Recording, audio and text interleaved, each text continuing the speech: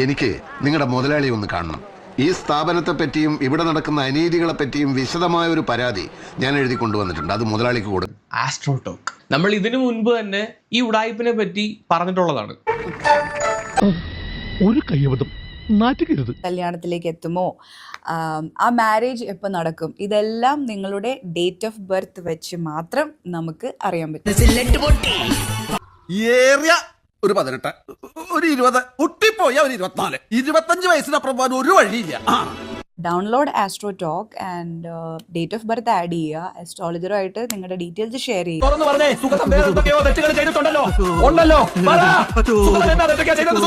And the first chat is free. അപ്പൊ ചോദിക്കട്ടെ, എങ്ങനെയുണ്ട് നിന്റെ വ്യാപാരമൊക്കെ? ഇപ്പൊ സീസണാ, എന്തര് നല്ല കച്ചവടാന്ന്. ഓ അങ്ങനെ. ഇനി മേലാൽ ഈ വക പരിപാടിയായിട്ട് എങ്ങാനും ഈ വഴി വന്നാൽ അടിച്ചതിന്റെ മോന്തയുടെ ഷേപ്പായിട്ടൊന്നല്ലേ.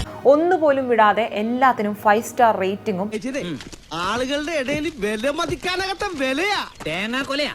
എന്താ കുറച്ചേരായില്ലോ തുടങ്ങിയിട്ട് ചൊറിയില്ല. ഇത് തേങ്ങാക്കൊലയാണ്. സഹായരായ ഒരു കൂട്ടം വിശ്വാസികളെ ചൂഷണം ചെയ്ത് ഈ കഴിഞ്ഞ വർഷം മാത്രം അയാൾ നേടിയത് 1215 കോടി രൂപയുടെ റവന്യൂ.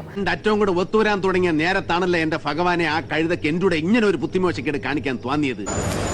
സത്യത്തിൽ എന്റെ അവസ്ഥ നിങ്ങൾക്ക് അറിയാൻ പാടില്ലാഞ്ഞിട്ടാണ് നിങ്ങൾ ഇങ്ങനെയൊക്കെ സംസാരിക്കുന്നത്. പരസ്യത്തിന് മാത്രം ഒരു ദിവസം ചെലവാക്കുന്നത് 1 കോടി വീതം.